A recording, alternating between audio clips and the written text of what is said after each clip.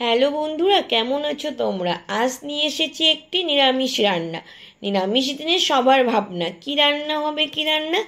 এই রান্না যদি করো একবারই, তাহলেই সবার মন জিতবে বারবার। তাহলেই দেখো রেসিপিটা একবার। প্রথমে নেব পনির 200 গ্রাম, একটা ছুরি দিয়ে নেব চৌকো চৌকো কেটে। সাথে নেব ক্যাপসিকাম ও টমেটো সেম সাইজ কেটে।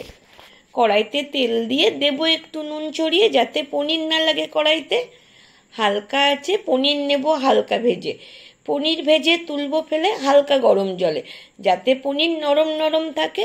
ক্যাপসিকাম টমেটো কুচি তেলে নেব নাড়াচাড়া করে। গরম মশলা তেজপাতা দেব ফোড়নে, আর দেব জিরে আদা ধনে বাটা।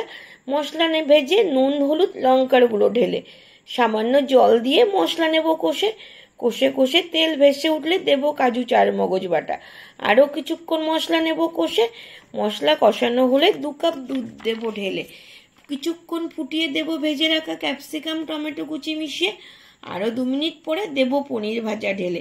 কম আছে সময় ধরে নেব ঝোল গাঢ় করে।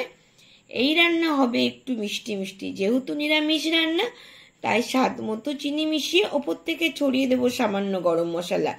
তাহলেই রেডি হয়ে যাবে পনির মালাই ক্যাপসিকাম। এভাবে বানিয়ে দেখো বন্ধুরা, 8 থেকে 80 সবাই হবে খুশি। Tata, bye bye.